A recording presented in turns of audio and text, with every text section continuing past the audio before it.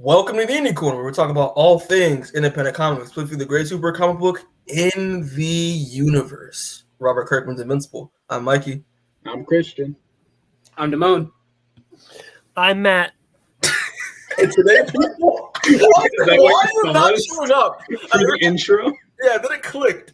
But yeah, today we're back at it again, people, with episode 26, people. 26, right? Woo! And we're on volume 19, titled "The War at Home." Still haven't. I didn't even know that was a sitcom. To be honest with you, I don't know if this is like intentional, if it's an actual sitcom or not. But if it was, I don't know. But yeah, I haven't seen that sitcom either. And basically covers issues number 103 to 108. So yeah, we're past the hundreds at this point. But yeah, I'm excited. We were talking about this before we started, how dope this arc is. So yeah, but I'm excited. I hope you're all excited. So we're just gonna get right into it. So issue 103, people, off with an amazing cover of our boy Angstrom Levy jeans.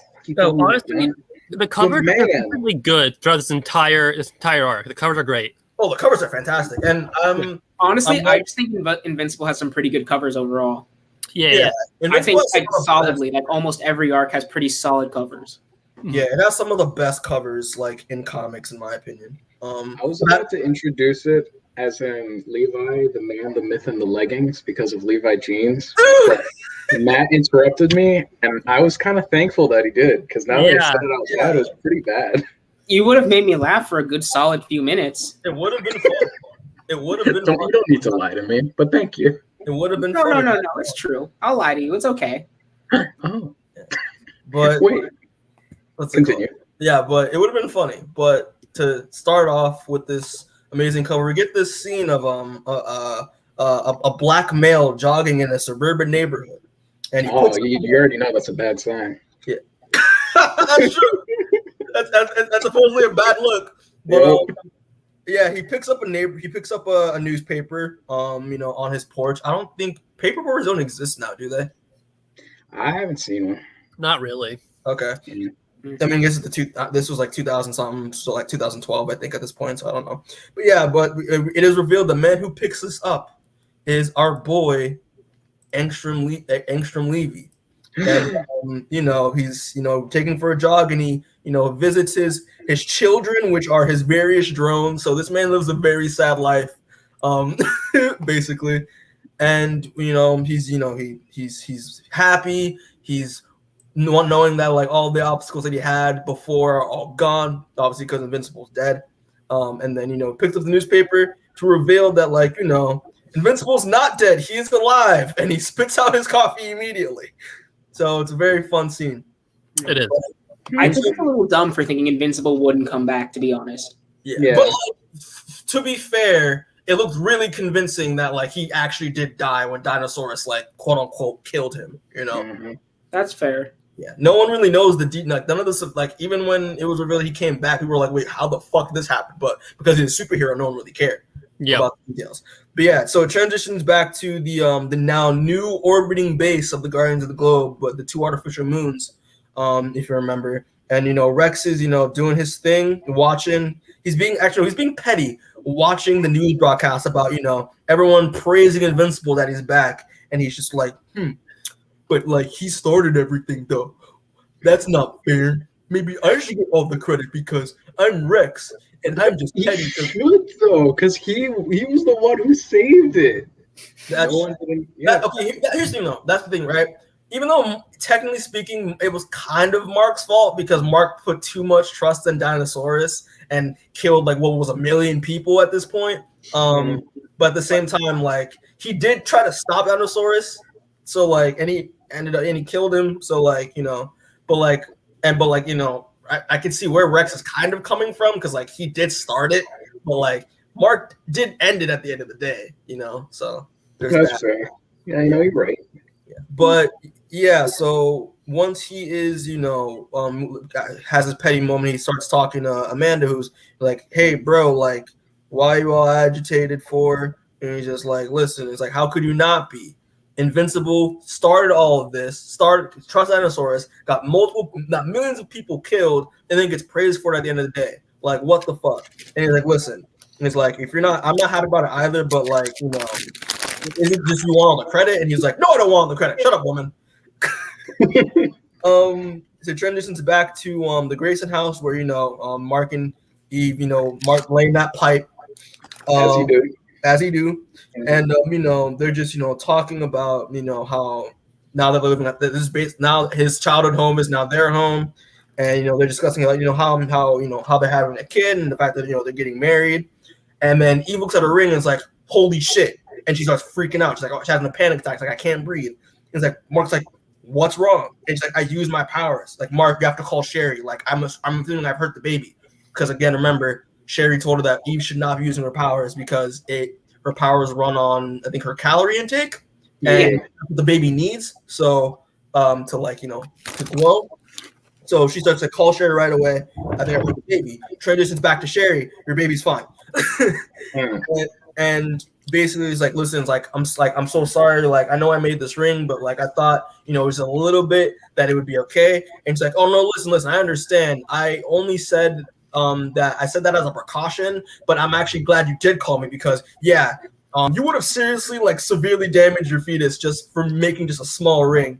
And she's like, what? Like, and she's like, yeah, like, you've accelerated your digestion at this point, therefore all the nutrients and the calories that their baby needs to grow, it was not getting that at all. And if you kept using your powers, it would have severely, basically, like, your power would have needed to it would need to find the next fuel source. So if not your calories, it would have been your unborn child. So therefore, digest your child. Basically, so therefore, if he uses her powers again, their child is going to be killed. So that's, you know, the big wah. So now that's, you know, he has to be a lot more responsible now. So it transitions back to the Viltrumite, like, warship, where we get to see our boy General Thragg in prison, and, you know, Nolan's basically like, listen, you're about to get sentenced today. And he's like, listen, like, Thragg's like, bro, you should have fucking killed me. They're gonna think you're weak because you didn't kill me. Like, so what's up? Like, so either you kill me now or you look like a coward for everyone. It's like, listen, I'm trying to change the Viltrumites here, fam. We're not doing that shit no more. All right. So listen, so either they're gonna get with the program, if not, then that's another problem. So it transitions back again to our boys, our because it's Pride Month, our proud gay men, William and Rick. Because again, Eve goes to them for advice, and, you know, she's talking with them, and William calls her a breeder, like, hey, breeder. She's like, shut up, that's gross. And, you know, she's basically just she wants to talk with her normal friends at the moment, and it's just like, hey, like, I just want to have a normal life, you know, because, like, I can't, like, use my power, so I gotta stick to the normalcy. And then, you know, fucking Rick reminds them that, you know, Eve, that, like, hey, wait a minute, I'm not normal technically, because remember in Invincible issue 37, you know, that, what's her name, Sinclair made me a fucking cyborg. So yeah, like, and he talks about, like, you know, like, he can live up to at least 150 years old because of the enhancements, which I think is pretty cool. So yeah, there's that. And then she's like, oh yeah, right, sorry. And then Rick and William's like, I hate it when you open your chest up like that. It's just weird. And then it is weird. And basically, you know, how do you think it feels? He probably doesn't feel anything. Oh no. How would it feel if I touched him? Oh. Like would it feel like skin? Like, are they that intense, or would it feel like metal? I feel like it'd feel like cold skin, the top layer. It feels like rubber. Yeah, very rubbery. Like rubber. That still feels awful for a human. That's true. Yeah. I wonder if he could customize his penis. We'll talk about this at the end of this issue. But I wasn't sure if I should. I mean, I got fair enough. We got a comment here. Not gonna lie, I thought you were gonna say the fetus would start eating her. I mean, I never watched Twilight. Again, I don't know what that means. On Rebecca to always make a Twilight reference once in a while. There's always a Twilight reference. Life itself is a Twilight reference. Yeah, that's true. But again, after that, she also goes, "Hey, yeah, we got engaged." They're saying, "Oh, congratulations," and like where's Mark actually, so he can like tell us the news himself. And it's like, "Oh, probably being a hero, obviously." So then it transitions again to Mark Grayson, Invincible, fighting a Mauler twin, and there's a footnote here. There's a footnote here that says, "Looks like someone didn't read Guardians of the Globe Volume 2." Hard to now, right? I didn't need to be called out like that. The reason why I put it on here was to mind our boys Matt and Christian to fucking go back and read Guardians of the Globe Volume 2. I was just when I was reading this issue, I was just thinking, Mikey's so gonna call us out. Yeah, Robert Kirkman's calling us out. Mikey has to call us out. You know what's super crazy? I'm not gonna read it. I don't care. Or if you want to watch me and Demoan cover it, it was episode 23 of this podcast. So yeah, go check that out. It was it was good. It's gonna take a lot longer than reading the actual issue, but I assure you it'll be more entertaining. Probably. It would. But yeah, so once that happens, he's fighting the Mauler twins. The Mauler just Mark's like, but like, how are you here though? And he's like, listen, do you think I'm a genius? Do you think I'd be dumb enough to just have the two clones running around, not have making me come? So if they die, I can't clone myself again. And he's like, oh wait, so you pulled a duplicate? Awesome. Does that mean this is the original Mauler? This is Mauler Prime, bro. Mauler Prime. Yeah, you don't remember Demoan? We were like, yo, like he looked like this because there's only one of him. So like. We were like, wait a minute, holy shit, this is Mauler Prime, because he pulled a duplicate. So, makes sense. Because me and Demoan said that like that was one of the highlights of Volume 2 was that dude, fucking Mauler Prime, like that's awesome, and it kind of makes sense. So, yeah, so then they're fighting, blah blah blah, and the Guardians of the Globe show up to like take care of him, and it transitions to Eve in traffic, and it's just like. She just sucks that like she has to drive everywhere now, and because she can't fly, so it transitions back to her walking into the house, and she love this scene. It's great, and then she walks in all startled to have Angstrom show up at the house, being like, "Surprise!" shouting like, and has his drones like choke her up, and it's like, listen, it's like I noticed things were different here because remember last time Angstrom attacked.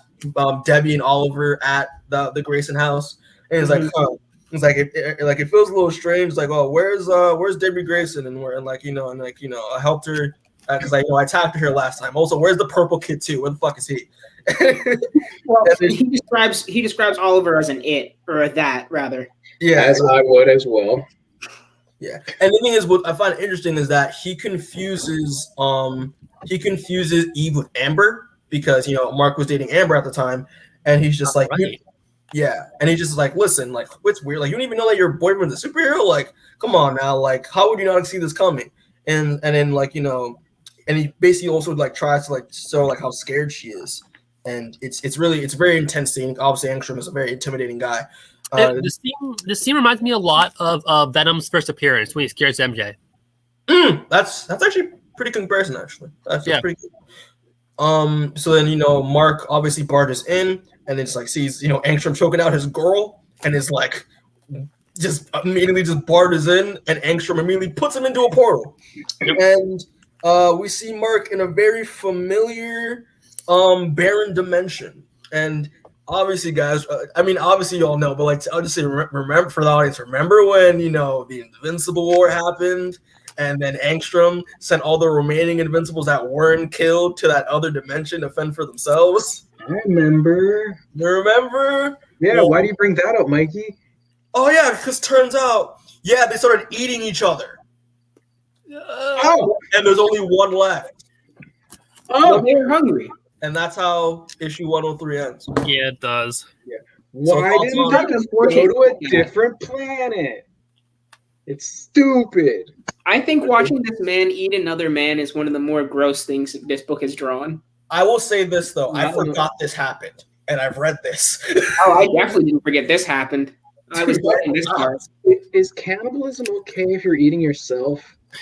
Well, that's auto cannibalism, and still no. You're right. We have a law for that. I have like a personal problem with cannibalism. I hate it. It makes me feel. What do you mean a personal problem? You know what? I'm not going to question it. I think Matt's justified in having a personal problem. I want to hear Matt out. I want to hear Matt out. I just think it's disgusting. It makes me feel grimy. I don't like it. I mean, it is. It is gross. Wait, Matt, can you say that again? So like, so what? It makes you feel what? Grimy. You make it sound like you've had human, and it sounds like Mash is playing himself. Now that you say that, it does sound like it, but it's not what I was saying. Did we just out Matt as a cannibal? No. He's trying so hard to cover it up, being like, "Oh, cannibalism's super icky," but like, it's kind of funny. This is because I really forgot this happened. And like speaking of cannibalism, I watched the movie Raw for the first time like 2 days ago. So like that was it wasn't. I thought it would be worse. It wasn't actually that bad. So like, yeah, it's actually a really good film, but like involving cannibalism. But but yeah. So I thought this issue was, again, it's great because Angstrom comes back. He comes back swinging. Robots being petty, of course. Rex is being petty, of course, and we're gonna see that progress throughout the course of this entire arc. And yeah, it's just like Angstrom's like, I'm finally happy and content. And Invincible's life's like, what? I have to kill him again. And it's just great. So yeah. And this was I really forgot this happened. So I was like, whoa. So yeah. Yeah, because you repressed the cannibalism, like what this says. Do we know the specific backstories of these Invincibles? No, not specifically, but you do know that you learn. You do know a couple of them. Yeah, because like I remember I remember the Invincible War because like a lot of them, like especially when they're out killing or when they're fighting other image characters, they talk about like what these how like either backstories on themselves or like the backstories on these characters in their dimensions. So you learn like tidbits here and there, but like obviously throughout this arc, we realize the most important thing about like what turned them evil. Because so, like yeah, so that's basically it okay. there. Cool. But yeah, any other thoughts on 103 before we move on? It's good. Angstrom is my favorite villain. I love him so much. Yeah, it still bothers me that they didn't just go. Mikey represents. I did. I honestly did. I forgot this happened, I guess, on purpose. Good job, Brain. Good job, Mikey. Yeah. It still bothers me that they just didn't go to the bug planet. Or any other planet. Or literally any other planet, yeah. I know for a fact they don't explain this, but I think there's something like, I think there's probably a reason why they did. Maybe other worlds are also like this. Maybe the closest ones that you could get with one breath, they're destroyed at least. That's how I got. That's like my theory I came up with because I also thought it was weird too. Well, let's talk about 104. Okay. More people. 104. Yeah. All right. So, Invincible number 104. This one opens up with Mark talking to Mark. Mark talking to Cannibal Mark, and Cannibal Mark is real excited to see Mark here because it means he gets more food, and B, he's bored. He's bored out of his brains, and so he just wants to beat the shit out of Mark. And so Mark fights Mark. And Gross Mark is like talking about how much he likes to eat people. He's real horny for eating people. and he's like, I'm gonna eat you, and it's gonna be good. So we check back in with Eve. Eve's hanging out with Angstrom, and she goes to use her powers, and then she goes, no, I can't do that because she got that baby in there. And Angstrom goes, all right, so I saw you do that. I've got these robots everywhere. I see everything. I know everything. I saw you reach your hand out, so that must mean A, you used your powers, but you didn't use them. And so that means something else. And he figures out just because he's smart, that she must be pregnant. No, well, he figures out that like, wait a minute, you're Adam Eve. True. And Because, believe it or not, she doesn't hide her face. Yeah, No, she never has. No, I don't know how more people don't find out. I just find it interesting that like he literally like thinks that she's Amber the entire time, and I think it's hilarious. And Angstrom explains that the reason why so many Invincibles go evil is because Eve gets hurt or killed, and it breaks him. Which Well, is, in fairness, he says more than he'd expect. He also says a lot of marks just end up shitty just because. yeah, Right. He literally says either Mark goes bad because either Eve like dies or gets hurt, or her father raised him as a Viltrumite, or like it's those always Also, those. also, he said there were a lot of just classic flips where everything that's good is bad. Yeah. Sure. But anyway, he's like, but the thing is, I'm not going to kill you until he gets back because I want to make him watch. So you're safe for now. As he does. And then we step back in with Mark, and as Mark fights Mark shows up. And Stop. We gotta figure out. Stop making this so brief. All right. Let's figure out names for Cannibal Mark and Mohawk Mark. Okay, we're gonna call Cannibal Mark, Cannibal Mark. We're gonna call Mark, obviously Mark, and then we're gonna call this Mark Mohawk Mark. Okay. Now wait. What if we call him Black Mark because he's dressed in black? No. No. Evil Mark. Mark Rockstar. Oh wait. Okay, got Rock it. Mark. Okay, I mean, it's kind of is it a spoiler for Ahead? Not really, but like we'll call him Anti Mark. Yeah. Okay. Anti-Mark. Anti-Mark. Okay. Anti-Mark shows up. And Anti-Mark is like, all right, Mark, get out of here. We gotta go. Cannibal Mark is gonna show up soon and he's gonna eat us. And Mark's like, oh, so you're all right. And he's like, yeah, I helped him eat the first one, but then I kind of got over it. So now I'm totally a good dude. I'm gonna help you get out of here. Did he also admit that he ate people as well? Yeah. Which Mark? Do you think it was one of these two Marks whose idea was first to eat the other guy? I have no idea. I feel like it was the one Do that you was think being Cannibal eaten. Mark was like really about eating the people, and everyone just like, I guess we'll try it, man? I think it was Anti-Mark's idea, and then Cannibal Mark got way into it. Yeah, like Anti-Mark was kind of joking around. I was like, hey guys, what if we just started eating each other? And then Cannibal Mark's like, fuck yeah, let's do that. He's just like,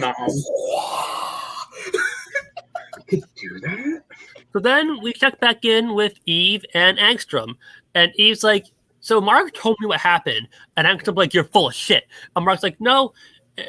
No, Eve's like, no, he told me, and Angstrom's like, yeah. So he told you about how what does he say? How it's his fault that I'm like this, and Eve's like, that's not at all how it happened. You're an insane person because you have too many U's in your head. Yeah, he also did. I forgot about this, but like, yeah, he also like how Mark essentially erased him from the multiverse because every version of himself was in that warehouse, and he's basically the only Angstrom left. Right. So, I forgot that happened. Yeah. And then Eve's like, and also you fucking killed my boyfriend, dude. And Angstrom's like, nah, he's still alive. And he's like, no, not him. I'm talking about Rex. You killed Rex, and like, listen, Rex was kind of a shithead, but I'm not gonna be able to forgive you for killing him. And I'm gonna be honest, I don't know the relevance of that. I don't know how that impacted Angstrom because I don't think it did. What? But the fact that he killed Rex, I don't know why Eve even brought that up. Although I forgot that he was even connected to Rex dying. Honestly. Yeah, me too. I haven't heard anything about Rex. I think it's more just a sign of growth for Eve. Yeah, their Rex connection. Because again, Rex, even though she does mention that, yeah, Rex, he was a shithead, but like he was becoming nicer, and she can't ever see that again about Rex, being a good dude because she was an important part of his life, a part of her life. But like, oh wait, so you mean like that's the reason why you confuse him, like because that doesn't allow him to turn, wake up, okay. Because then she's like, have you thought for a moment? She says, have you thought for a moment about what you could do if you weren't busy obsessing over something that you blame Mark for that he didn't actually do, and Angstrom goes, interesting. So let's go back to Mark. but I think it's also funny the fact that like Eve said, you saved Mark. You didn't want the Mauler twins, the other Mauler twins, to kill him, and he's like, me? Please, I would never do that.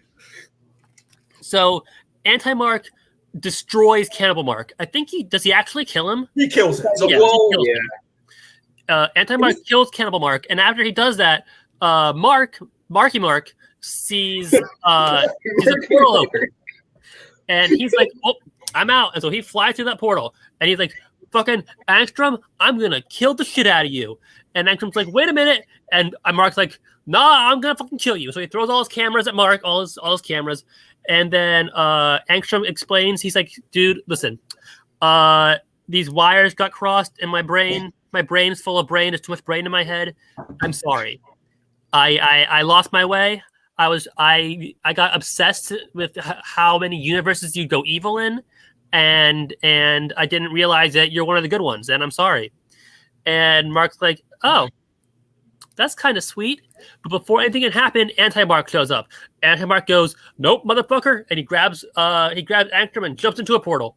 And then Mark and Eve, they hug, and Mark's like, "Dude, I was so scared. I thought I was gonna lose you." And Eve's like, "Nah, but we're still here. We're still going strong." And they hug, and it's a cute little scene.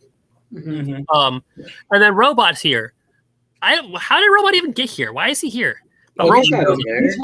He's just probably just like an automaton that he's just controlling. Yeah, it's after. Oh yeah, he's scanning it. Oh, Rex it's like is a there. couple hours later. Personally? No, it's afterward. It's like way after. Yeah. It's like later on in the day. Okay. And so he's like, Mark's like, "We've got to find Angstrom," and that's how the issue ends. Mark going, "I've got to find this man." Yeah. So what do y'all think of issue number 104? I think it's pretty cool.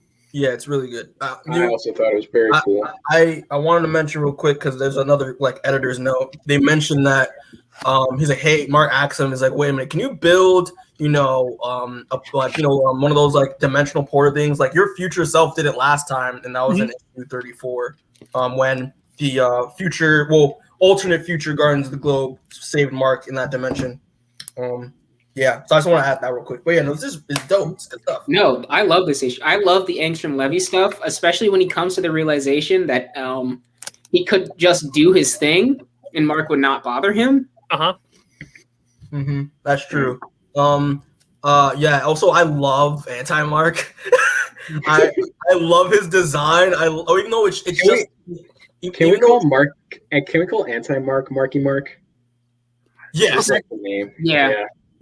Marky. So yeah, Marky Mark, formerly known as Anti-Mark. Actually, that makes a lot more sense now with the next other issues. That makes a lot more sense.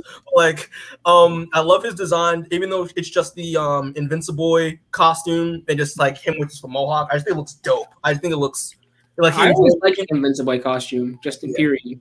Yeah, he especially because like he doesn't wear the mask and he just has the mohawk. It's like he looks like he embraced his darkness, unlike Mark did, obviously. Yeah. Because Mohawks are evil. That's the thing you have to take. Mohawks are in fact evil, yes. Mohawks are evil. And he also does mention that like he knows when he grabs Angstrom into the portal, he said he knows how to deal with them in his world. So we'll see what that's gonna entail. But yeah, good stuff. I'm happy Cannibal Mark's dead. Cause me too. Fuck him. Yeah, no one likes cannibals. He likes cannibals. That's pretty. I feel like that's a pretty accurate statement. Yeah. Nobody really likes cannibals. Yeah. I have to assume even other cannibals don't like other cannibals. Of course, because I feel like it's just like a war zone at that point. Who eats who, you know? It's just more competition. Yeah. But yeah, overall, it's really good stuff. All the Angstrom Levy stuff is always great. So he's my favorite villain. All right, let's talk about 105 next. Yep. 105 is cool. This cover is awesome. I love this cover. Again, just like issue 100, like this cover is always referenced when it comes to someone mentioning Invincible. Always, so it's so good. So I think this is my new favorite cover. I love it so much. Gotcha. I think covers of People Are Flying are just gorgeous. Yeah, I agree. So this issue opens up, and Rex is on his moon base, and he's coordinating the Guardians. He's doing all that, and at the same time, he and Amanda have like a date coming up. It's true. And, and so he's got to like balance the Guardians and Amanda all at the same time. And he's like, "Hey, Invincible, you there?" And we check it on Invincible, and Mark is stopping just some dudes. This is like one of my favorite panels in Invincible. It's so good, dude. Yeah, it's super good. I also think it's important to note that they mentioned a bunch of gorillas right before they went to Invincible. Which means that they caught the wrong person in fucking Invincible universe. Then what did we read it for? We read it because it's connected to Invincible, Matt. That's why we read it. Stop complaining. Stop being a baby. Change your diaper. No, You're this telling me it's not connected. It also was wrong. It's the same thing. It's the same thing. Because it's on Wall Street and it's a bunch of gorillas. Oh yeah. Sorry, I got confused for a second. Yeah, you're right. Oh, okay. You made me think really just one Mikey for half a second. Made us really think we wasted our time. I like totally forgot. Yeah, no, I forgot that happened. Yeah, you're right. Oh my god. So Rex wraps up his thing. He's like, "All right, Amanda, time for our date." And he's like, Amanda's like, all right, well, you're gonna, be a normal human being, you're gonna hang out with me on our date. And Rex is like, "You've got my full undivided attention." And she does not believe that for a second. With the pink dress shirt, with the pink. Looks good in it. I think it's a good look. I think they both look really good. Oh, Amanda's looking nice. That's her all the time, though. It is. Mm-hmm. So then we go to space, and inside of space we find Nolan and Thragg. I always forget his name. Nolan and Thragg, and Thragg's like, "All right, you're gonna pass your sentence. What are you gonna do? You're gonna sentence me to death or whatever?" And Nolan's like, "Nah, dude, I'm gonna exile you." And Thragg's like, "'Cause you're weak." And Nolan's like, "No, because I'm strong. Get out." And so Thragg flies off into space. That's the dumbest thing Nolan could have ever done. Very true. Yes, like an unwise idea. Gonna be honest, I have a feeling this might backfire on him. There's so much that could go wrong. Yeah. It kind one version might they lived for like thousands of years. It's funny because it's like obviously with the death of everyone, Mark didn't let dinosaurs live because it had to be done. So and Nolan just let one of the greatest enemies in the universe just walk away. Mm-hmm. Yep. Just because he wanted to prove a point. Yep. So this man is ridiculous. Nolan makes bad choices. I think that's the only thing we really. The apple doesn't fall too far from the tree, Demoan. No, it does not. It does not. Speaking of the apple, back on Earth, Mark's hanging out with Eve. Eve is building a crib, and she's real bad at it because she's never had to build anything ever. She's had her powers; she can just make shit appear, and so she clearly does not know what she's doing. I have a question here. Why would she just not wait until after the baby's born? I mean, a lot of the stuff. I mean, a lot of people make cribs before the baby's born, though. But the thing is, she doesn't have to spend money on it. Right. Yeah. That's true. I was about to be like, but you don't want to build anything while you're post birth. Like you just want to relax. I guess I guess that's fair, Chris. That's a good point. I didn't think about it. But then, again, it would be like a quick whoosh of the hand. It'd be like ta-da, and that's it. So I mean, but also put this as a factor that we don't know if her powers are gonna be correct or working order even after the birth. It might take a while. So wait, what is this hinting of the next? No, I'm just saying that just as a Adam depowered permanently after this. Yeah, she just doesn't get her powers.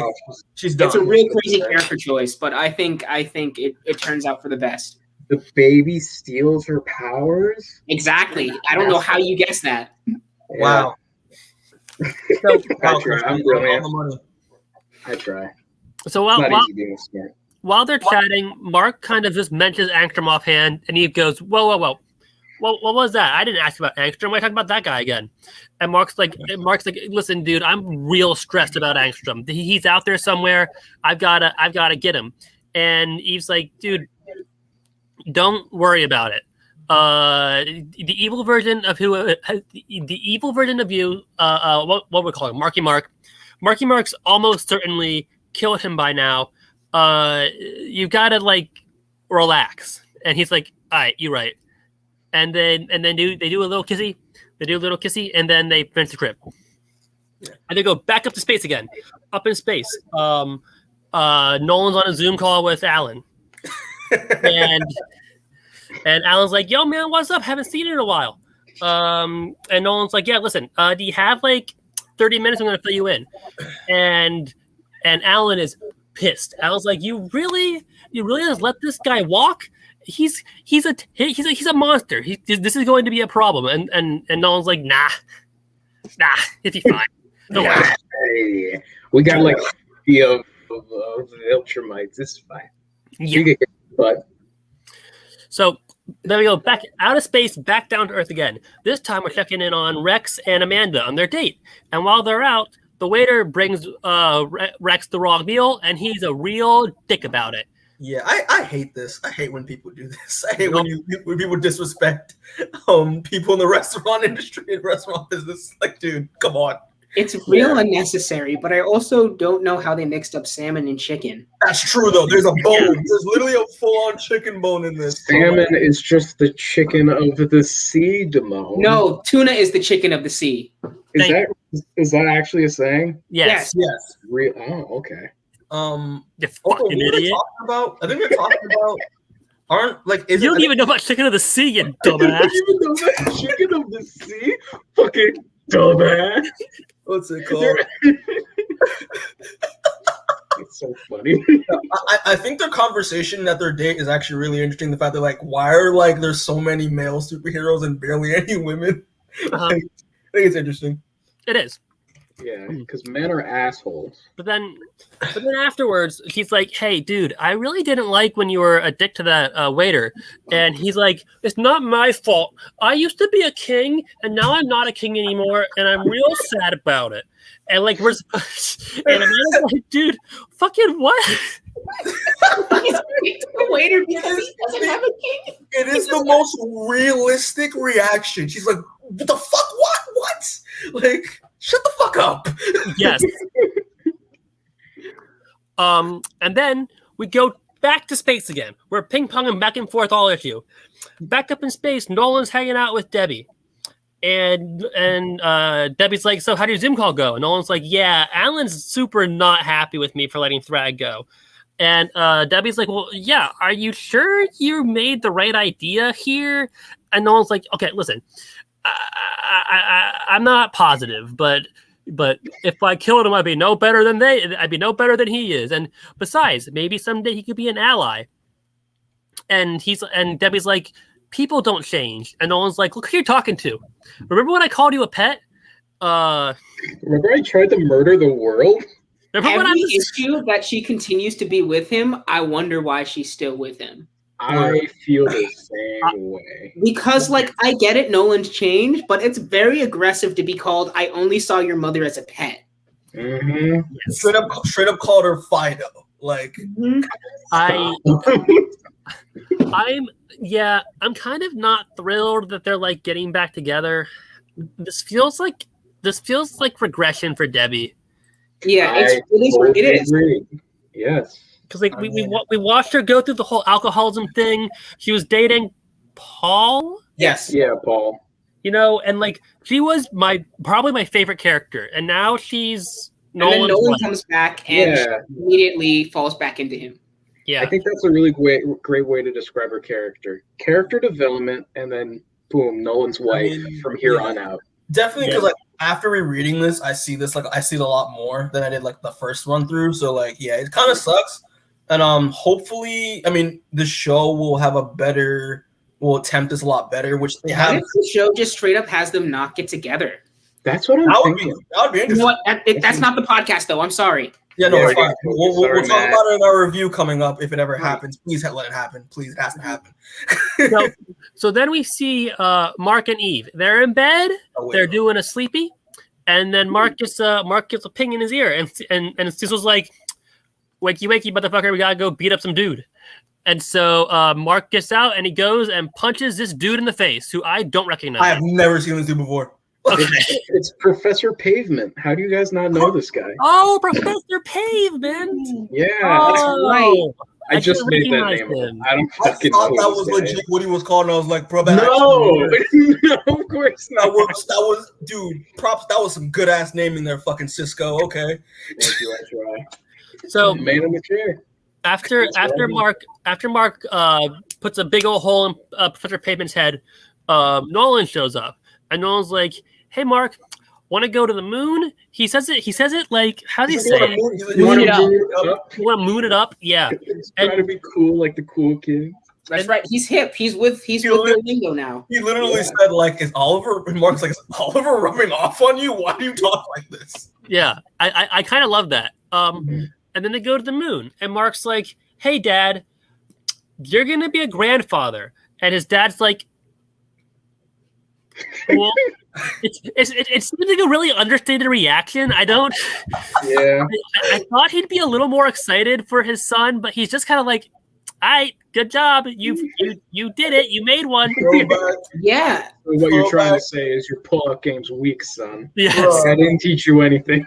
Bro, throwback to the Invincible show when fucking Omni was like, I can just do it all again. Uh-huh. Oh my god. That's good though. The thing was he could. He really could. And he did. Nah. And Mark's like, Dad, listen, dude, I'm so scared. I'm scared all the time this baby's gonna come, and then I'm gonna be so scared this baby's gonna get hurt. Like, how do you deal with that? And his dad's like, yeah, no, I'm just scared all the time. And Mark's like, fucking thanks. I mean, yeah. Like, at first, Nolan was like, yeah, when you were a baby, I really didn't give a shit about you because like, I didn't. Oh, you know, he literally says that though. Yeah, Like- exactly. But then, you know, I saw you at that one baseball game. I'm referring to the TV show, everyone. Yeah, word. And then I was like, oh shit, that came out my nuts. I like him. Yeah, like he always said, like, yeah, when you were born, I was just focused on like making sure, like, yeah, you were compatible, like you actually got Viltrumite abilities at some point. But then when just him raising him, like, you know, changed him, even though he didn't want to admit it, which is like, you know, the whole thing with Nolan. So yeah, but I think this is one of my favorite conversations, one of the most realist conversations with in Invincible so far. It is very good. It is. It's super real. It's like back to when we kept saying, yo, when like these conversations are real. This is realist, I think, in my opinion. I was a little flippant in my summary, but yeah, it's very real, and it's like it really.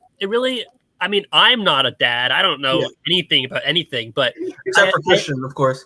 I assume, Yes, and I have children all over the world. Yes. So you know that.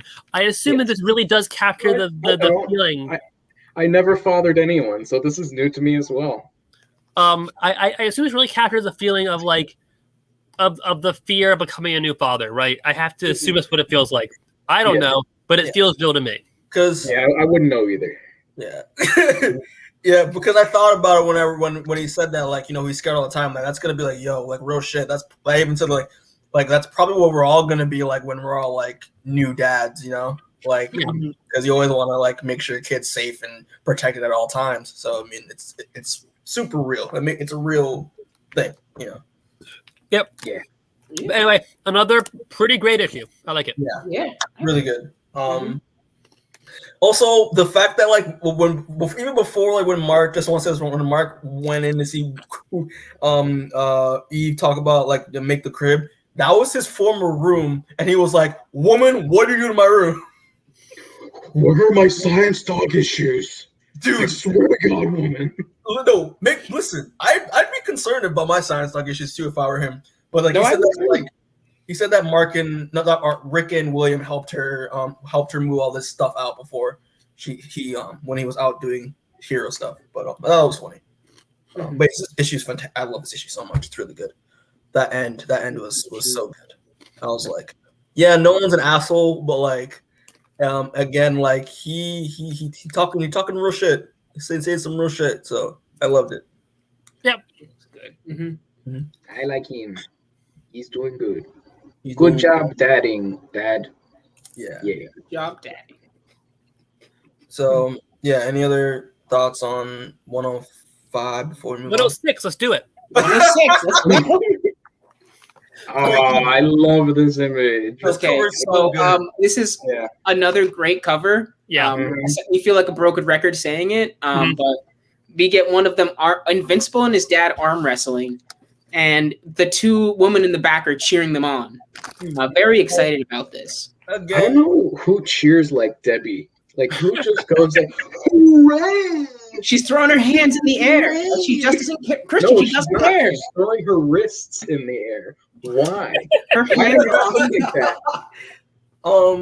I just want to say real quick again. I mean, we've always praised like Otley's art and stuff, but like, dude, like these men look yoked, and it's like it's dope. Like, A true arm wrestling match for the ages. But anyway, we start off this issue. There's this alien king. He's going on about how he was a shitty king and how he'll be a better king from now on. And at the end of his speech, we hear off from the side that they know the last part will never be true. And then immediately after, he is brained by Battle Beast and his mace. okay, I gotta say this in a very I serious. love Battle Beast so I gotta much. say this. LBs. I gotta say this in a very serious voice. Our boy Oh boy! has returned. Battle Beast. God. And then you get the next image of him menacingly standing over, telling his guards. I don't know how he got so close, if we're being honest, with his two guards standing right there. Yeah, really. But anyway, Failed their job right off the bat. he tells his guards that they're going to get killed and they can either fight back or just die cowards. They fight back, which, cool. They don't last very long. They're pretty immediately destroyed. And then Space Racer, right? Space Racer. That's what I thought. A space racer with his human hand feet. And then I gotta do it again. Our boy has returned. What? Where is his gun? They can shoot through anything. Bro, It's right there in the holster. We have it holstered. It's so long. Dude, I miss Space Racer. We haven't seen him in a minute. Like, It's handguns. His gun can shoot through anything, guys. I can't get over that. It's so funny. He can but anyway, Space Racer comes and he tells Battle Beast it's time to come home. And Battle Beast says, "Okay, I'll come with you since this world is I don't need to be here anymore." And everyone's cheering. It looks like, right? I can't tell. well, I was a tyrant, and he was just like, and they're just praising because like, you saved us. You're our revolutionary, and then it's like, sleep with me, like, Yeah. Listen. She was the ruler, and now she needs to be with the strongest male. Yeah, she's right now. That's Battle Beast. She straight up was just like, take me, basically. And he just says, "Okay," and that's what they are now. They're together. Battle Beast. You know what? Like, yeah, sure. I think that's really. I appreciate that. It's simple. I don't know how it works, but it's very simple. It's good. But anyway, why does she have such huge tatas for an alien? Like the aliens in the background, they look pretty cool, but this it was just I think she might be the only one with a female design. Yeah. It's just because I'm even looking at like the background characters that are kind of painted. I don't see any ones that would have this. Damn, she might just be special. Good for her. You know what? That's probably why she's so chesty. I assume she's the only female, and so she's got to birth and feed all the young. Right. That would make sense. Got to milk the entire planet. Yeah. Right. Listen, they have to be fed somehow. Yeah. But anyway, we cut back to the moon base. This is the moon base that Nolan and his wife live at. You see it right there, Nolan and his wife. Not Nolan and Debbie. That's my Nolan and the wife. But like we said, Debbie should have stayed away from him. But anyway, they're there, and Nolan ruins all of it. Dude, this is my favorite. He says, "Should I tell your mother the news, or are you going to?" And God damn it, Eve's upset that Mark told his dad that they were pregnant, or rather, she was pregnant, and with their kid. You have to go through every moment of this page, Demoan, because it's that good. You want me to read every moment? No, just Kinda, go yeah. over it. Just go over it. Okay. So it starts off, telling the news, or should I? Eve's already upset because he told his dad he's pregnant. The mom, of course, very excited. And Mark trying to explain to his wife, and then the mom realizes that they weren't going to tell him. And now the dad's confused at why they weren't being told this news. And now Eve tells them that Cecil knows, and that she's upset about that. And now the mom's even more upset because Cecil knows. And the dad's also upset because Cecil knows, but not them. And then Eve's just disappointed. This is just great. But Nolan's now more mad at why it was being kept from them. Wait, hold on. Mark tells them to calm down. And then we get to one of my favorite subplots in this entire book that I think is so ridiculous. You remember Doc Seismic? I can't stop looking at her neck. I'm sorry, Demoan. I can't see it, bro. I cannot see it. Yo, Rebecca, I cannot see it. Look at her neck, bro. She's got a whole ass M right in her neck. Yes. All right, so back to the story. I'm sorry for interrupting. Yeah, sorry. No, you're fine. But anyway, we see that Doc Seismic has returned. And he's trying to lead his Magnemites, but all of a sudden, a stream of lava comes and hits him. And honestly, when I first read this, I thought it was really weird that they reintroduced a character just to kill him off. Yeah. I thought that was a bold choice, to waste a whole page of a comic for that. But, I wasn't going to question it at first, see how it plays out. It is Invincible. It is Invincible. Yeah. Mm-hmm. But anyway, we're back on the artificial moon base, I guess you'd call it. Yeah. It's the Guardians of Globe defense base. Yeah, it's the Kids Next Door moon base. Yeah. Yes. And Monster Girl is seen walking away from another female superhero that they were probably having some sort of short conversation with. Pegasus. And she goes to try to find Robot. And Robot's coming out of a secret room. And Robot's like, well, yeah, it's a secret room. You can't know what's in there. It's a secret. And she's like, well, the meeting's happening. And he's like, hey, don't worry. There's secrets all over this station that you don't know about. That makes me even more worried. Mm-hmm. And she's like, she's so confused. She's like, yeah, I mean, they're waiting. She seems real hesitant. I'm thinking, but anyway, we cut back. We're back at dinner. Eve's explaining to Mark why this was a bad idea. And Mark just kind of says, yeah, but he's my dad. Eve doesn't like that he's leading an evil empire and that he tried to kill Mark a little while ago. And Eve says that doesn't make up for it, even if he's changing. And Nolan just straight up agrees with her, which I gotta give props to Nolan on that one. I won't lie. He recognizes that he was absolute dog crap before. Yeah. And she goes to talk to him about it, and she's like, I respect that you're trying to change, but I also had to protect my kids, basically. Mm-hmm. And she makes up this ridiculous custom where babies are punched out of the mothers and grown in tubes, and he assures her there's no such custom. And then the mom already recovered from and asked everyone what's for dinner. She's already recovered from this really strange experience, to be honest. Because they came for dinner and immediately everyone was hostile. And Eve is still upset at Mark. She's giving him glares across the table, and Debbie's being very sarcastic, bringing it up. And then Nolan tries to make everything less awkward. He tries to assure Eve that he's not that person anymore, and Eve just shuts him down, says, I'm not mad at you right now, I'm mad at him. And for some reason, Nolan still wants to keep talking. Like, he was told specifically to not involve himself in this, and that she wasn't mad at him, but he chooses to keep talking. Yeah. And then, but he does do it to assure her that she'd never do anything like that again. Of course, Mark says that if he did, he would kick his dad's ass. And Nolan says, "Oh yeah." And this is where it starts to come into play, that cover. They're going to have an arm wrestling contest.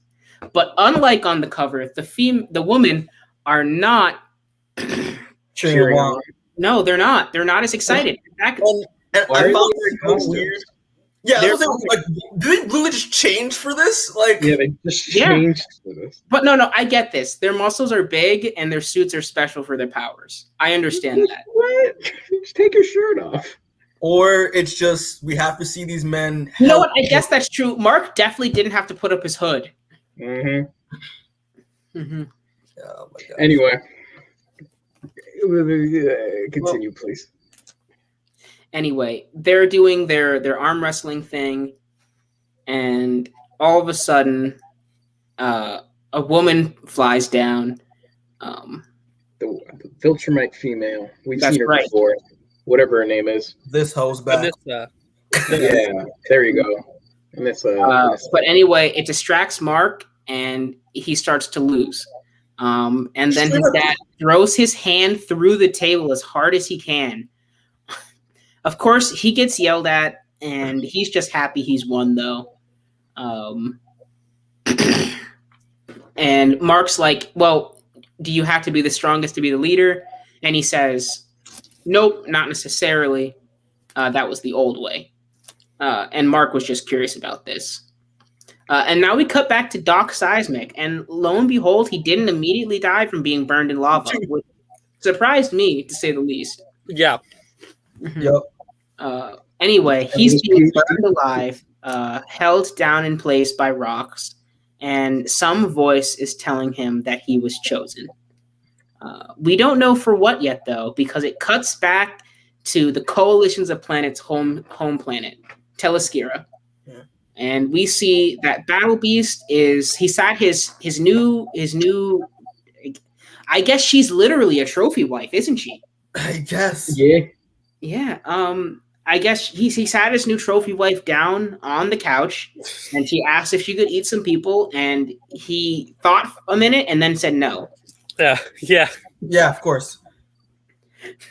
And then he goes to see our best friend, Alan, and guess what? Alan wants to send Battle Beast to kill someone who got away. I wonder who. That's right. The Beast is hunting Thragg. And this man's fucking grin, I swear to God, is so good. He's so excited. Battle Beast is awesome. He's the best. He's about to clap some cheeks. Clap some Viltrumite cheeks. I wish he was in this more. So do I. And I just realized this. I just remember if we ever see Battle Beast in the Invincible movie, he has to be the guy who voices Kratos, like in the new God of War. Like I that would be great. Oh, I'd like that. Yeah. I just had that in my mind just now because I was thinking of God of War and stuff. I'm glad you got it out of your mouth. Yes. That sounded weird. Yeah, it's fine, Demoan. Demoan, I hate that you got that out of your mouth. Yeah, so do I. I'm not gonna lie. But this is good. I mean, Battle Beast. I missed him, dude. And like, I just remembered like when there's gonna be some fucked up shit later on with Battle Beast. I can't wait. Is that the end of the issue? Yeah, it's the end. But yeah. So the thoughts on issue 105. It's good. Is 105 or 106? Yeah. Just a statement. Mark threw the match because he didn't want to make his dad look bad and him become the. Oh, that's what you think? Yeah, that's not what I think. That's a fact. I will kill a man over that. 100%. No, I think Christian's right. I think that's why he asked if he had to be the strongest still. Mm-hmm. Okay. So Mark's Christian. I didn't catch that before. Yeah, Mark is strongest there is. I never looked at it. The dad got really, really excited about beating his own son. Like he didn't think he could do it. Mm-hmm. Yeah. But it's good stuff. Battle Beast is great. His His mistress with the broken Bizarro English is great. Space Racer, that's cool. I was thinking Yoda. Yoda? Okay. Yeah. I don't know. I was thinking Bizarro, but Yoda sounds better. Family stuff. We love that. We haven't really. This arc shows a lot more of like even though we always think that even mark are perfect, but like they still argue. Like they're still a couple. So like that's what couples do. Yeah, and it's interesting to be like, wait, like it makes sense for her not to trust Nolan because one, he tried to kill Mark, tried to take over the planet, and two, like he runs the Viltrumites now. So, like, yeah, it's also a bad sign. But again, she's being motherly, so it makes sense. Yep. But yeah, I'm good. That's all of my thoughts. 107. Let's do it. 107. Woo! Let's do this. Great cover. I love this cover a lot. Yes, another great. We said it every father-son bonding time. Yeah, like I said, it feels like a broken record, but the covers are just good. They are. I will not compliment this one because it's ugly. I don't actually believe it, but out of principle. Yeah, out of principle. Okay, no, I respect that. Thank you. Issue 107 begins with a fiery hand talking to Doc Seismic, being like, "Hey man, we've been checking out you doing shit for a while. You're probably wondering why we reconstructed you. It's because you talked to the earth with your seismic hands. And since you ruled our people not too long ago, we thought, hey, why don't we give you a gift and give you this pretty cool body that dwarfs what you used to do with your old body." And this weirdly lava sexy female with an ugly ass face. I don't know why they always go with these body types in comics, but I digress. Was like, yeah, we gave you this body so we could take over the world. And you're going to lead us and the entirety of our people to take over in the name of the underworld. And you're going to be the king of the underworld, Doc Seismic. Hooray! I also like the fact that it's not like it's like what they call the underworld because it's literally like the underworld, not like a mythical underworld. I like that a lot. Yeah. Yeah. Doc Seismic is now dead, and now just Seismic. All that's left is Seismic. He lost his doctorate's degree due to lava. That's a fact. If you jump into lava, you lose your doctorate's degree. But I digress. Is that true? Yeah, that's true. Is that why you don't have a doctorate? Yeah. No. What? that implies that I jumped into lava at one point. Oh, I thought looking like that. All right, Demoan. It was a bit of a workaround, but you made it. I see you. Real recognizes real. Back to the comic book. Now I'm upset. United States Pentagon. Your boy, Donald, is helping your girl, Monster Girl, bend a little bit of the rules so she could see her son. She got like 20 minutes. So conversation, go. This nice big old splash panel of them staring at each other. It's been like a couple of months since they've seen each other, and it wasn't on good terms. They just finished fighting one another after the Flaxians. Yeah, the Flaxians. The Flaxians tried to come in for their very last time. We kept calling this dude Monzax. It's actually Monax. I don't know why. I think it was my dyslexia getting the better of me. But okay. Do you actually have dyslexia? No. Okay, cool. So Monax. Dyslexia. Yeah. I used to when I was in high school. I used to make fun of my friend for being dyslexic, and I kind of feel bad about that, but not that much. Is this your apology? Jeez, dude. Yeah. Your apology came with another joke. Ian, if you're watching, I love you, bud. Yeah. Word. But yeah. Anywho, what's his face? Fucking. I'm not even gonna try to remember the name. Monax, or just say Monax. Said it like a second ago, Chris. Yeah, Monax. It's not a memorable name, Monax. Or just call him Aki Flaxen. Okay, Aki Flaxen.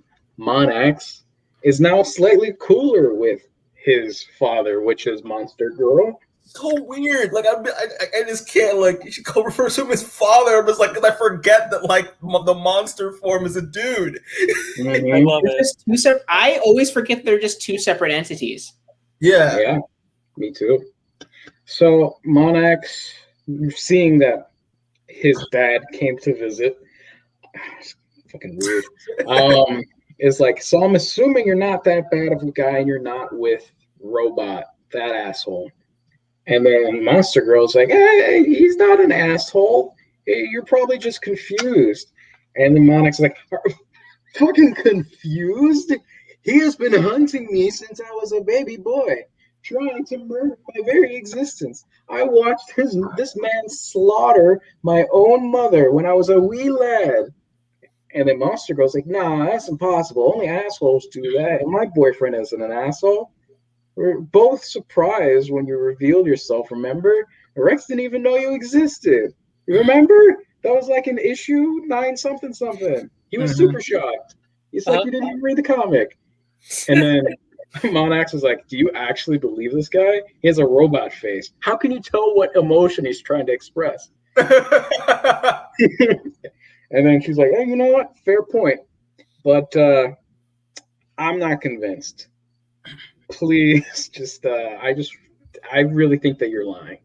And then Monarch's like, I have no reason to lie. I'm arrested. I'm just saying you shouldn't trust him because he is, in fact, an asshole. And he's like, shut up! You shut up, you disappointment of a son. I hate you. And then she leaves.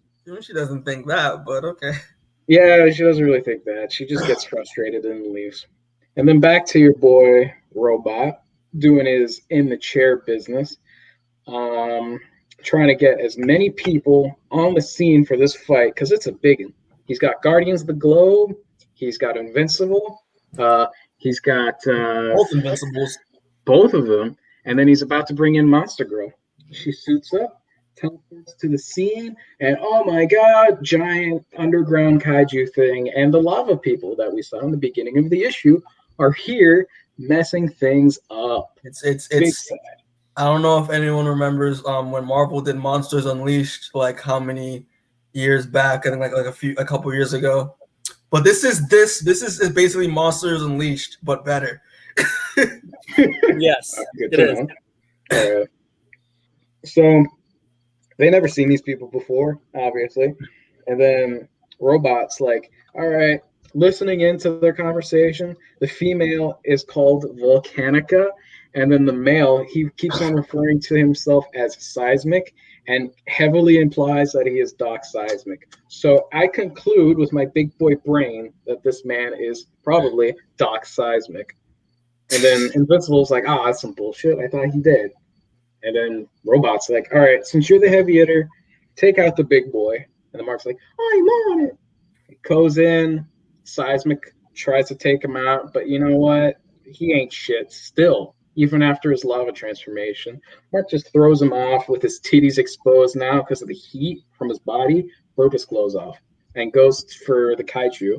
And before he could actually attack said kaiju, it just gets slammed by some other superhero, a vigilante, if you will. It's Oliver Queen. It's Oliver Queen. Oliver Queen. Then lava people, they escape. And to fight another day. And Robot's like, the fuck was that? Who the fuck was that? Mark, check who the fuck was that? And Mark's like, okay, I'll go check who the fuck was that. But he went really fast, so I don't know if I could find him. Found him, and it was the girl. Remember the girl on the moon base who's staring at Nolan and Mark arm wrestling? Anissa. Yeah, Anissa. She's there. Hooray. And she's all like, I'm spying on you, big boy. I'm sorry. I'm sorry for that. And he's like, no, what? And then she comes in for a kiss. And he was like, hey, that's not cool. I'm a married man. And she's like, funny. Didn't seem like you were resisting too much. Bye, Invincible. And then he's like, and back to the Grayson household, where he's deep in thought, thinking about Angstrom Levy, because he doesn't have time for these hoes. But then Eve tries to comfort him, being like, hey, stop thinking about Angstrom Levy. You spend all this time obsessing over this, you're going to be lost and not enjoy your family. So move on. All right, champ? And he's like, how can I move on? This man literally dedicated his life to trying to kill me. And then she was like, but I had a conversation with him. It's fine. It's cool. Don't even worry about it. It's like, I don't know, man. I still don't trust it. Like, I killed him once already myself, and he came back. He figured out a way to live. He always figures out a way to live. I just can't, man. One day, I feel like he's going to come back. And then he's like, nah, don't fucking worry about it. And then back to the lava people. They're like, this is actually very strange. They refer to like their past fights as if they like spend so much time researching. But who did they fight beforehand? Right? There's only one world up there. And I feel like we would have already known that they existed before. They only went up there to like, well, he thought he was trying to like, kill all of them, but like, no, we're not gonna fight all. This was just research. She was like, this is just research, okay? Yeah, but like, do not venture. Okay, it says right here, our kind do not tread lightly, and we do not venture into realms we do not fully understand. And like, they do that before, and I'm like, what other place do they go to? No, she's just saying that in general. Like they don't just attack just to attack. Like they attack to know the terrain and the environment and the people and the threats, and then they plan ahead. So that's what she's trying to say. These people seem very strong for their civilization to fall into apparently humans, maybe? Yeah. I mean, half of them aren't. Half of them are like aliens and stuff. Yeah, that's true. Yeah. Anyway, they had like a nice little booty shot of the lava monster lady. See that right over there? Thank you. Yes, little crack. Yeah. And, monsters. Moving on. I mean, they're making an army. They're breeder monsters making more monsters. So they're going to try to attack like they're eating other monsters. They're cannibalizing each other. There you go. Wait, are they cannibalizing or birthing them? No, I think they're eating it. One of those things is definitely another monster. I'm sure that hole with the teeth is a mouth. Pretty sure. Yeah, I'm pretty sure that ain't anything else. That makes more sense. Yeah, but otherwise, that's an awful place for a child to come out of, Mikey. Very true. It's like a cloaca, but with 3 purposes. Nothing. Oh, no. Oh, yeah. Okay, stop. Oh, back to the Grayson household. Describe something else. Yeah. Mark is wide awake late at night, just thinking about life and stuff. Think about so many things. He just wants things to get better. And then he gets a phone call from your boy Rex.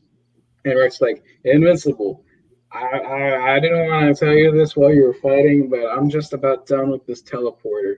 So I'm ready when you are, pal. We still doing this?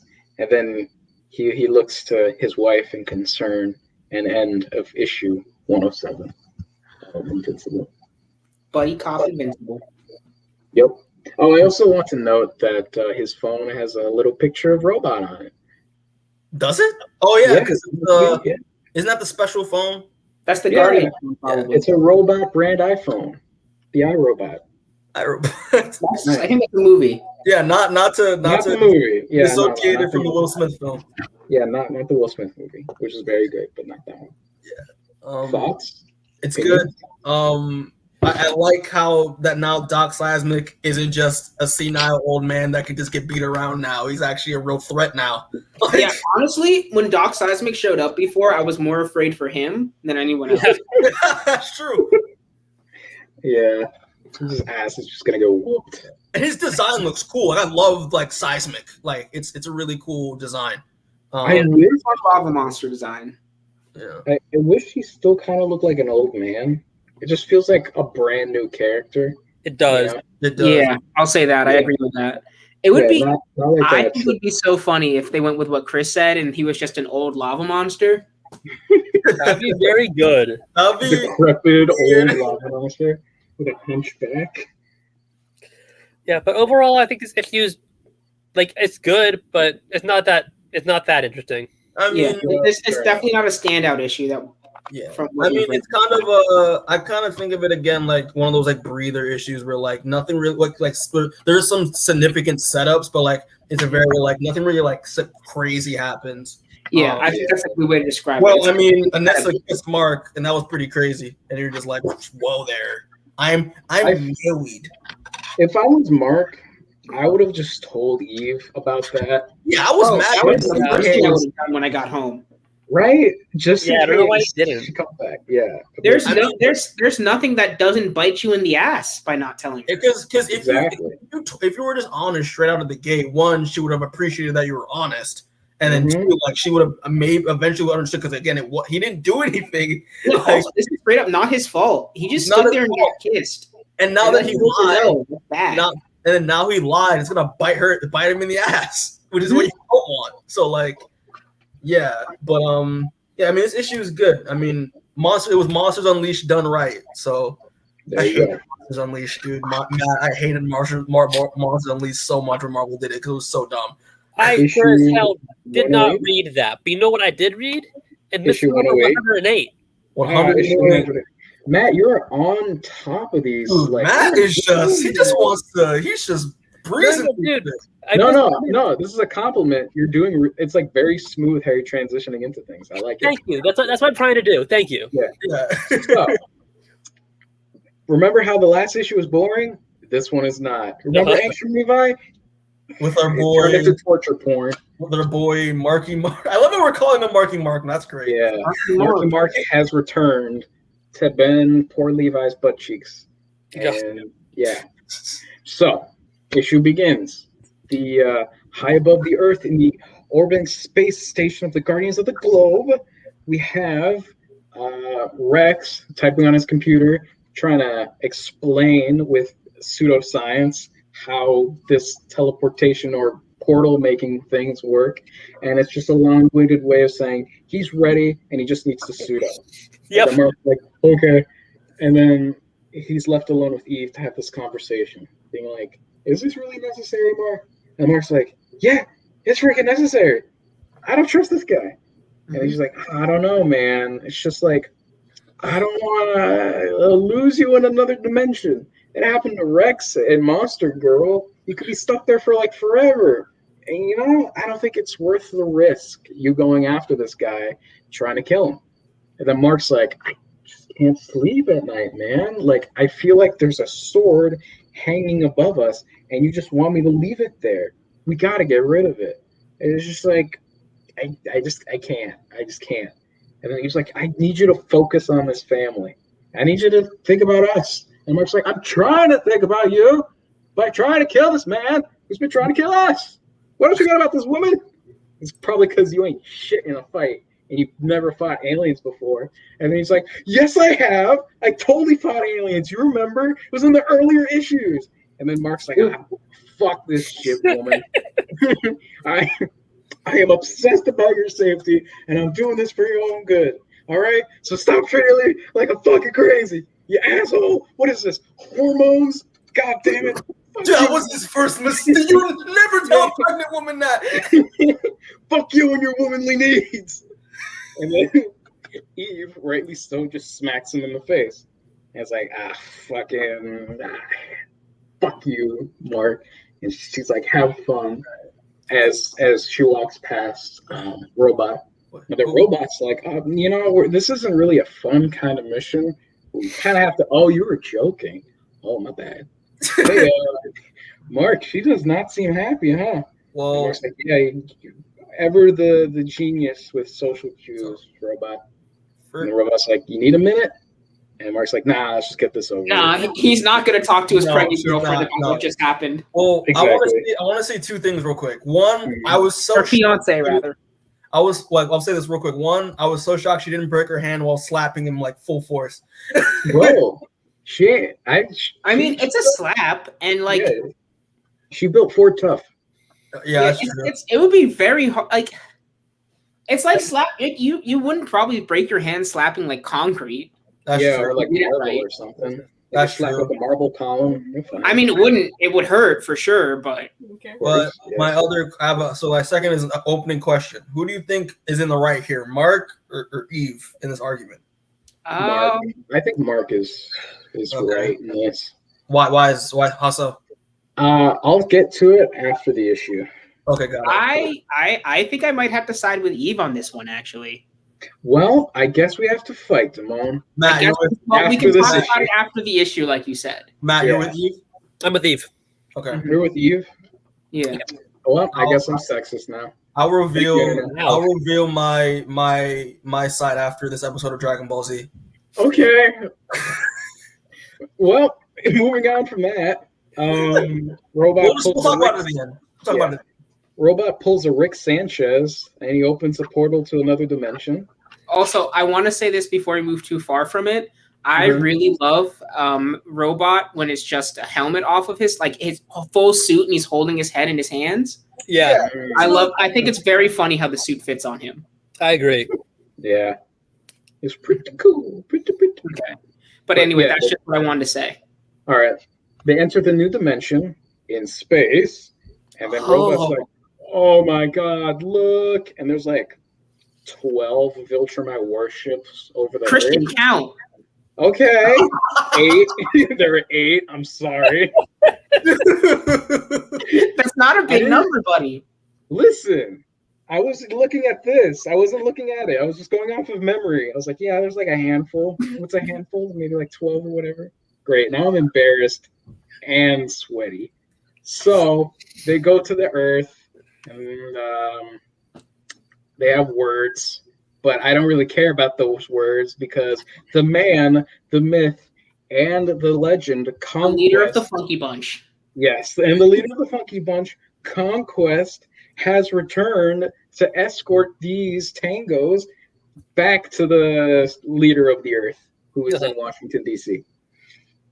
And he wants him to resist because, it's Conquest. He likes fighting. Yeah, that's even though I knew that, they weren't going to fight him, but in the moment I saw Conquest, I'm like, oh, God, not again. Shit. Yeah. So they head to the Pentagon, which looks different now, covered in Viltrumite symbols. They walk inside. We run to the Cyclops guy. You remember the Cyclops guy with the French mustache? True, I do. Yeah. Conquest introduced them. General Craig, yeah. He looks like a Pierre. Yeah, he does look like a Pierre with a receding-ass hairline. Mm-hmm. But Thragg introduces these people, assuming that they are rebels with the Thragg Rebellion here to negotiate. Which is interesting. Which is very interesting, yeah. And then Marky Mark is revealed on his throne. Having some good vibrations. Having some good vibrations surrounded by these redhead baddies. I wonder why they look like that. Powers? What? Do all the Adam Eves have powers there? No, here's the thing. Ever since I read Invincible, I thought these were just Eve clones, but no, they're just women that are just dressed to look like Eve. Oh, exactly. It's that kind of weird. Yeah, I thought they were clones too. I won't lie. Yeah, what turned Marky Mark specifically was him losing Eve in a battle. So he's using these females to fill the void, in his words. Yeah, he's just like it's just never the same after Eve dies. So I gotta try the next best thing. And then Marky Mark's like, hey, relax, man. I'm still grateful for you helping me out to get out of that dimension. You're in no danger here. We're cool. And then Mark is like, all right, I'm here for Angstrom Levy. What did you do with him? And then Marky Mark's like, I could understand. And I sympathize with you, of course. You need to know what happened to him. I don't blame you. We really work right. And I don't blame you for not trusting us. We're a pretty shitty group of people. I mean, yeah. If I was in a completely other dimension and also a smart person, I'd totally be scared if one of me was standing around. I would turn on my team in like a second. Luckily, you're okay. Hey, who's your friend back there? Let's not worry about it. So they head downstairs. I think that's a very important conversation because that's, I think, either the second or third time in the past few issues where someone has specifically brought up that Invincibles just as a whole are terrible. Mm-hmm. Yeah. And that Mark may or may not be the exception. Yeah, and this is the first time Robot's getting involved in these conversations and listening in. Yeah. Yeah. So Marky Mark takes him to his basement where we see poor Angstrom Levy. His playroom, per se. Where his Xbox is. Yeah. Where Angstrom Levy is being tortured. And honestly, does not look fun. I was just like, bro, this is so fucked. Like, what the hell? Honestly, very fucked up. They got him restrained, and they're keeping him alive until they figure out how to open different dimensions with his abilities. And after that, he's going to kill him. And to Mark and Robot's shock, this is disgusting. They're realizing how messed up these marks can actually be. And Marky Mark's like, see, I don't understand you, original Mark. You came here to kill this guy, and you're baffled that we're doing this stuff.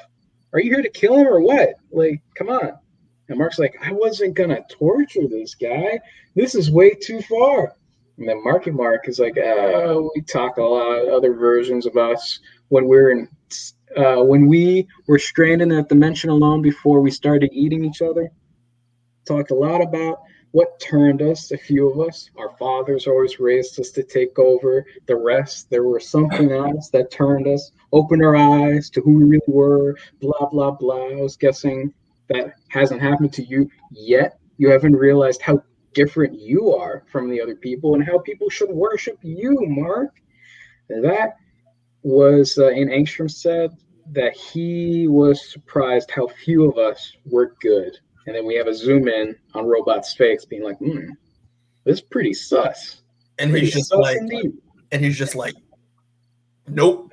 Yeah, exactly. And he's like, nope, sound frequency time. And then he plays the brown note and it fucks up these guys' brains. I forgot about that. Yeah. And then Robot just shoots the scientist there. Mark's like, what is happening? Robot's like, I'll explain later. And then he shoots a bomb inside of this Marky Mark's throat. And he's like, I hope the inside is weaker than the outside. He starts coughing up blood. And then, this disgusting ass panic. Best death ever. Yeah. I'm sure Mikey put it up there. Yeah, there it is. Dude, I told Chris, it's like a crab boiling in water, bro. Turn into a snail. It is. It's gross. It's so gross. And it's just like, dude, like. Yeah, pretty freaking. I appreciate how bulgy the neck is, though. I know. Again, oddly, king, not just the king of fights, but just the king of just gore and talent. Jesus Christ. And to Robot's surprise, that method actually worked. But Mark's still confused as to why he's doing this. But before Robot explains, he slices Angstrom's head off. I like his arm sword, by the way. I want to get that out there. Yeah. That's fair, yes. It is a pretty cool arm sword. Slices this guy's head off. And then he goes to explain, what you're experiencing now is a sonic pulse. Since your powers, when you fly, relies on your hyper-developed hearing, I figured I'd use the frequency similar to the earpiece, hack into that, and then just go ape shit on that frequency and mess up your ears. To us, we don't hear anything, but to you guys, it hurts like a bitch and a half. So you didn't ask why, like how I did it. You asked why I did it. So let me explain. At first, when you were with dinosaurs, I was thinking, you know what? This guy's pretty smart. He knows a good, really smart guy taking over the world and everything being okay plan. But then you turned on dinosaurs. And now I'm thinking, you might turn on me. So I'm going to leave you here before you betray me. Because there could only be one ruler. And don't worry about it. As soon as I step through this door, you're going to stop hearing the frequency. Anyway, bye, Mark. Love you. Kisses. And then Mark's like, no.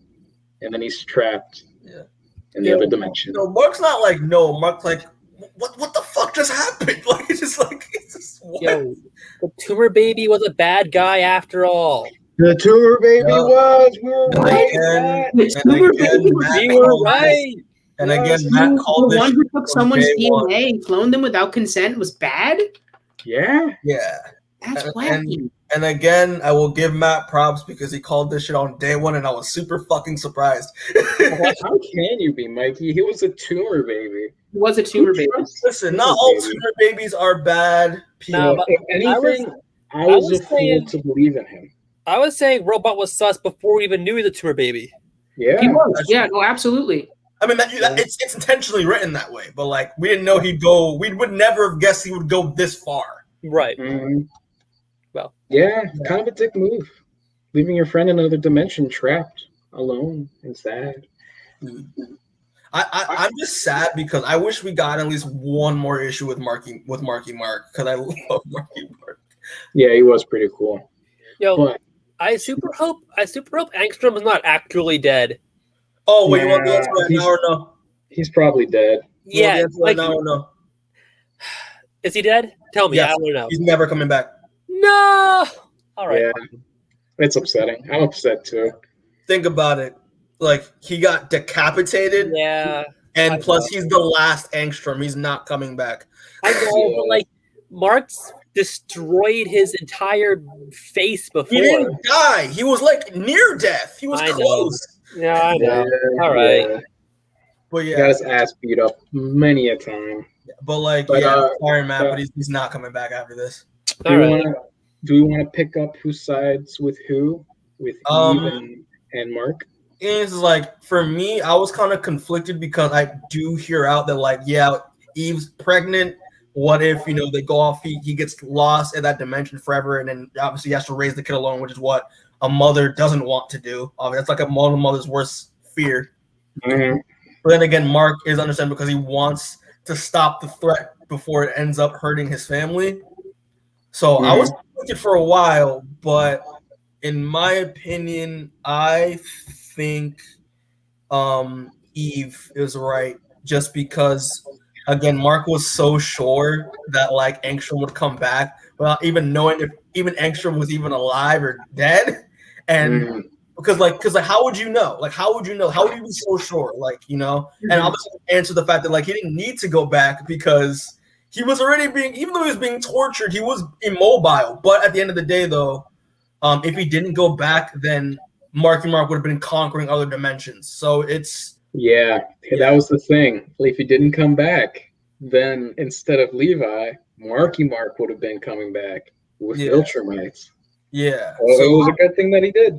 Yeah, it's a very. I don't think Marky Mark would have come back to Mark's dimension with Viltrumites for the sole reason that Mark got him out of there, and he said they were cool. So he probably would have just left Mark's dimension alone.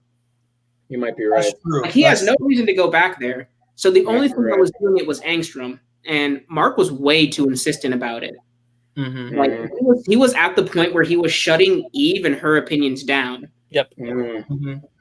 Which isn't something that you should be doing in a relationship when you're about to have a kid, especially. Yeah, and especially that last argument, like Mark literally went across the line about like calling her out, like, oh, what is hormones, being a sexist male, which is the one thing you don't do. You don't say that when your wife is pregnant, when your girl is pregnant. What the fuck is wrong with you? Like, so again, just because of that as well, I lean more towards Eve because Matt, he was being a dick. Like, so. But yeah, I mean, now that we got out of the way, but yeah, this issue was dope. I mean, oh, okay. Is I it? guess I don't get to put my opinion in. That's cool. No, sorry. You can say your thought. I'm sorry. No, you're good.